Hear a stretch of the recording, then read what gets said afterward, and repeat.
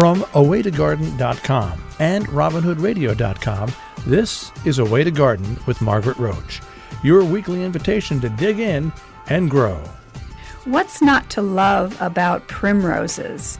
And I felt that way even before I read Elizabeth Lawson's deep dive social and cultural history of them in her new book, Primrose.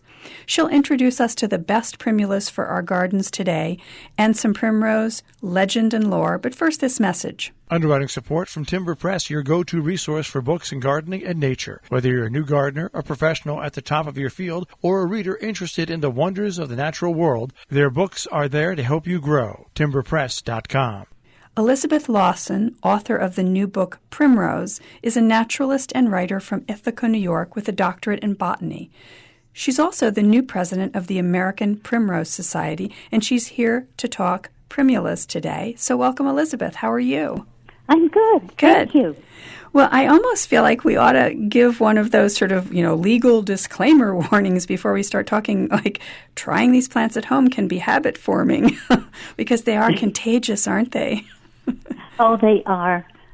There's no question. Primroses, they have character and extraordinary details, and their saturated color is, it's like wine. You get addicted. and the fact that they're, I don't know if all of them are early, but the ones that I know are early, and that's a welcome thing sometimes too, yeah? That is probably the most important facet of their character that appealed to people for centuries. Yeah. Maybe before people understood weather or were frightened by it, but primroses were the first, and that's what their name has meant. Little first one. Little first one. Okay. As I recall, you're telling me when we've spoken before, the book Primrose came about, it's part of a series, it came about because you proposed it to the London-based publisher yourself. Is that right? That's right. Yeah. So tell us kind of how that happened. Well, I guess it's my family history. We're all interested in natural history. And probably 10 years ago, I bought a book called Snake that was produced in Reaktion's animal series for my son, who raised ball pythons since he was a kid. Uh-huh. It's a beautiful little book. And then I found out they had a botanical series, and they did rose and lily and others. I thought, gee, there's no primrose. And, primrose has been declared one of the three great garden genera, along with rose and lily. Huh. And so I retired from teaching, and I thought, I'm going to write a book proposal. And I knew how to do it from other work. I did. And, within several weeks, they said yes. Mm-hmm. And Reaktion is the name of the publisher, yes?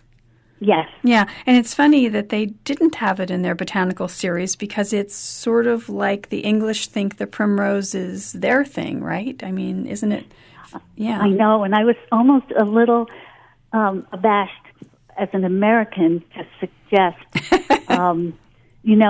but really we have one of the greatest primrose breeders of all time, Florence Bellis, was an American. Uh-huh. So I had that history to work with. So I knew, and now the primrose belongs to every country. There are breeders in Japan and Europe, and no, the primrose has circled the globe. Yeah, and what I was fascinated to learn about in the book, many, many, many things in this sort of cultural, social history of the primrose that you've written. There are actually native primroses to many wide-ranging places, including Utah and Colorado and Alaska and Missouri. And, I didn't know that. And actually, I didn't know that either. Yeah. And that was part of the fun of writing the book. I did spend about 3 years doing the research. Yes. And, there's a primrose right at the tip of South America, Primula magellanica. There's one in Mexico. No, it was like a geographical tour of some lovely places on the planet. And some very preposterous places that it feels very hard to live to me. I mean, the description is like some of the habitats are pretty tough habitats, aren't they? Oh, yes. And one of the fascinating things is that in the late 1990s, a new species of primrose was discovered in Italy in the Dolomites. And there's a picture in the book, a full-page picture of two little primroses way high up on a limestone cliff, just tucked away, almost invisible, and really exquisite species. Now, I'll have to check. It may not have been the Dolomites, but anyway, it was the mountainous region of northern Italy. Right. And again, not the kind of place that we think, oh, this is lush habitat for a plant to want to grow. Exactly. Yeah, right. yeah. I loved that sometimes you can tell from their physical characteristics some of the species kind of where they're from in terms of whether very northern or very, that some of them have certain physical traits. And for instance, that word, it looks like the breakfast cereal, Farina. Tell us about that, yes. For instance. Yes. Well, a number of species that live in areas where there's high irradiation and at high altitudes have this thing called farina, which is a white powder that creates really exquisite effects. And one of the most famous primulas, the Auricula, is the one from in the Alps, and it was first discovered in Vienna at a botanic garden.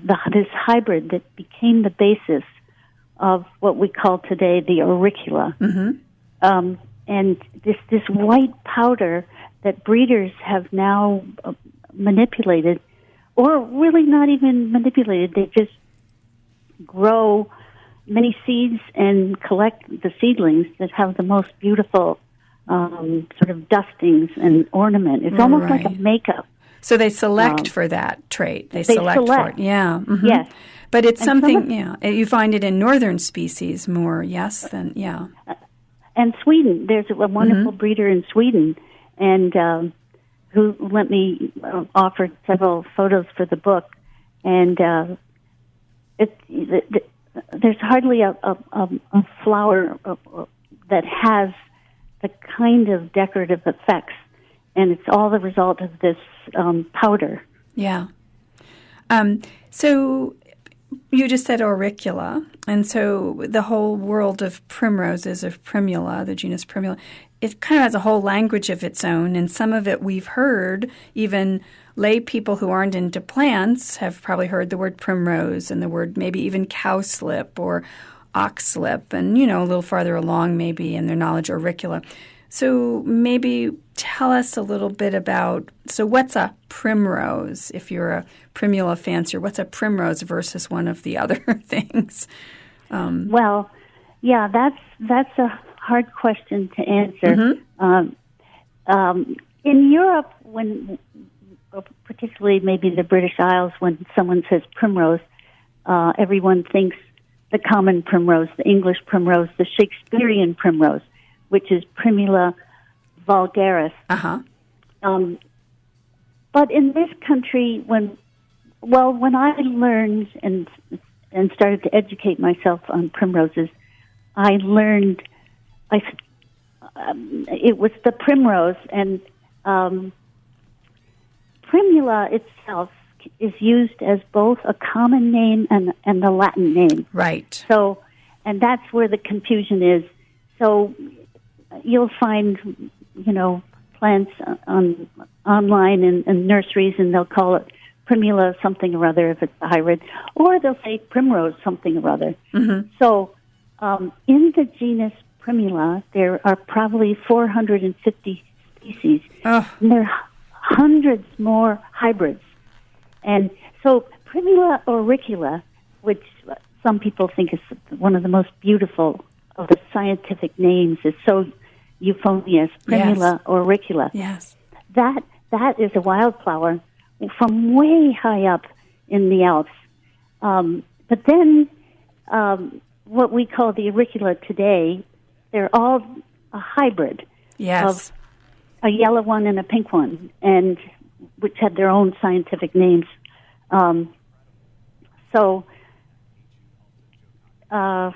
There's endless. One of the things about primroses is there's endless variety, and you can create that variety in your own garden. You know, you set them out, and they can hybridize and do their own thing right in your own garden. Huh. So let's talk about in our own garden. What are sort of, you know, you said 450 or 500 species, and we talked about, you know, a little bit about like some of them come from, you know, hanging off Dolomitic limestone cliffs in a high altitude or whatever. Not a place like my garden. So what are the sort of gateway primulas? What are the ones that Elizabeth would say to us if you're going to get started? And again, with that caveat that you'll probably get addicted because each one is more charming than the next. You know, what are some of the ones you would want us to get started with? Okay. Well, one place I was thinking about that question, and my husband has a garden center in Ithaca, New York.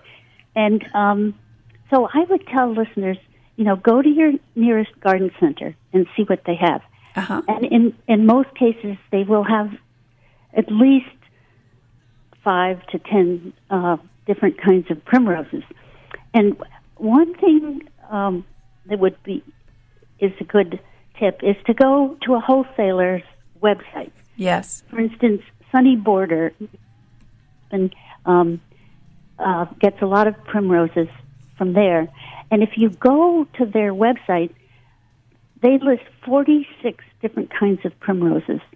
And, you know, you type in your zip code, and you can find out the nearest retail one near you. Right. But now I have a list of about 12 primroses that you will find usually in a garden center. Uh-huh. One is called the Drumstick Primrose, and it has sort of a pom-pom of flowers set high. Easy to grow, and it's charming. And what is it in a particular species then? What is this? It's Primula denticulata. Denticulata? Yes. Mm-hmm. Okay. And in the British Isles, they call it the Kerry dumpling. The sweet name. You'll often find in the trade Primula vialii, which is also called the orchid primrose. Mm-hmm. And they're lovely, sort of a little cone-shaped oval, and they ripen from the bottom up. So the lower part of a pink one may be quite light pink, but the flowers at the tip are very dark. Mm-hmm. So I highly recommend gold-laced primroses. There's one that's in the trade called the bumblebee, and you can buy them as plants, and there are others called the silver laced. They're often sold as Primula elatior Victorian hybrid laced. Huh. They're easy to grow. They come up. You can divide them. They're very beautiful, and they're very old. Mm-hmm. That was a mutation that appeared back in the 18th century. Huh. And they've been propagated ever since then. Huh. I also recommend the doubles. There's a new series of doubles that come out of England that are sold here in the United States by Bluestone Perennials. Yes. And they're the ballerinas. There's one called Amethyst Ice, Cobalt Blue, Pink Ice, Buttercup, Valentine. Lovely, hardy plants. They do like kind of a moist, humusy soil, but really lovely. Mm-hmm. There are a couple. If you like, you know, sort of some of the novel forms. There's Primula Blue Zebra, which is sold by Michigan Bulb, and it's a very decorative. It's sort of a purplish blue with white stripes. One of the things that primroses do is create these, what the Elizabethans called frantic and foolish primroses. And one that has been worked on is called a primula You and Me Blue, and is what's called a hose and hose. Yes, I love flower. those. Mm-hmm. Yeah, and I have two. It's a very hardy plant, and I have two in my garden that I got from Bluestone, and I took a picture of one of them that is in the book, and so I really recommend that. So hose and hose, it's almost like there's a flower inside a flower. Is that how you would describe it? It's like a flower tucked inside another flower, or something. Exactly. Yeah. And the Elizabethans used to wear two stockings, and they would turn one stocking down over the other stocking to create this sort of effect of a twosome. Yeah. Another primrose that's available at a number of places is, I don't really know of any common name. It's Primula Kisoana. We had talked about that. It's different in that it spreads. It's rhizomatous. Yes. So some primroses sort of are rosettes. They just sit in one little place, and they don't. You may have to divide them, but they don't spread through runners. Right, they don't go sideways, right. But Kisoana, and it's my favorite, actually, of all of them. And it often has like an orchid kind of lavendery, pinky kind of colored flower, but it can be white. It can be white, too, I understand. Yes, and it has these soft, furry leaves. They're beautiful, scalloped in shape and almost a blue-green, not your typical shaped primula leaf. Yes, and I just planted a little chunk of one, and it's spreading, and it's really lovely. Yeah, Arrowhead Alpine's catalog often sells that. That's one that I've gotten at Arrowhead or sent people to Arrowhead, Yeah, and there are a number of other ones that do, too, that I found. Mm-hmm. Now, I want to put a plug in for Primula Sieboldii, which is also called Sakuraso. It's the cherry blossom primrose, and it comes out of Japan, and it's been cultivated for 400 years. It's kind of like the auricula. It was a cult flower. Right. But it's called the idiot-proof primrose. Sunshine Farm and Gardens in West Virginia. Yes. Has it available. And it's interesting because like Primula Kisoana, it spreads, but it also goes dormant. If it's too hot and it doesn't like the conditions, it loses some leaves and it drops back and puts its energy and life into the rhizomes. Right. It can take every type of light and soil conditions. Huh. And it's a really exquisite addition to a garden, and it can take very, very low temperatures. Uh-huh. Alaska. What about Japonica? Do you like Japonica? Oh, the candelabras? Yeah. Yes, I have to say that they are bewitching, and I had thought my garden was too dry for them. They're happiest with very, very wet feet. Yes. And, if you have a stream or a swamp, so much the better.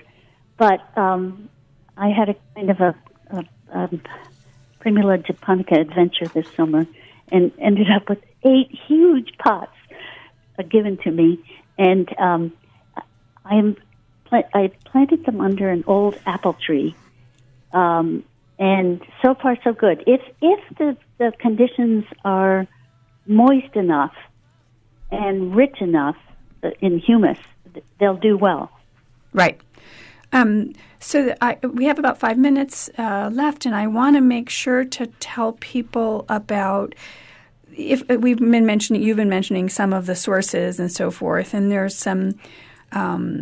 Sometimes one can only get seed, but that shouldn't stop us, should it? Like, for instance, Barnhaven Primroses. We can't talk about primroses without mentioning that name, can we? And the American Primrose Society, you have a seed exchange, I believe. So tell us a little bit about, you grow them from seed too, don't you?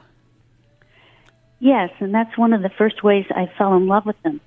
Yeah, I would suggest checking out the American Primrose Society website. What's great about that is that there are a lot of resources, and there's even a link something you can click on called Primula 101. Yes. And it has some of the basics about seed sowing. And the membership, digital membership for the American Primrose Society is only $25 a year. And once you're a member, you can go back through all the quarterlies to 1941 when Florence Bellis started her Barnhaven seed strain.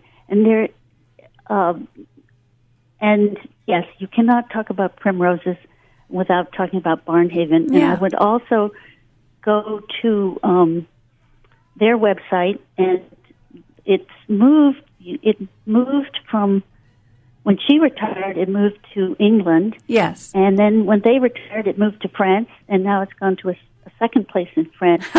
And yeah. And Jody Mitchell and Lynn Lawson have just published The Plant Lover's Guide to Primulas, published by Timber Press. Yes, so that's another great resource.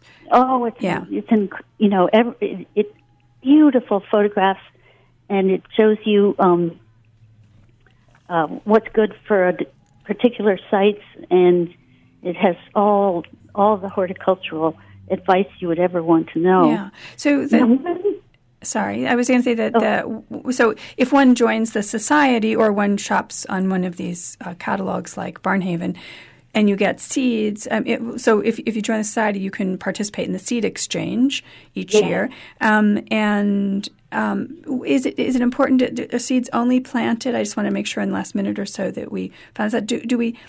Are they only at a certain time of year that you can plant them? Must they be fresh? I mean, are there any urgent rules of when you plant them? I don't think there are any urgent rules in my experience. Okay.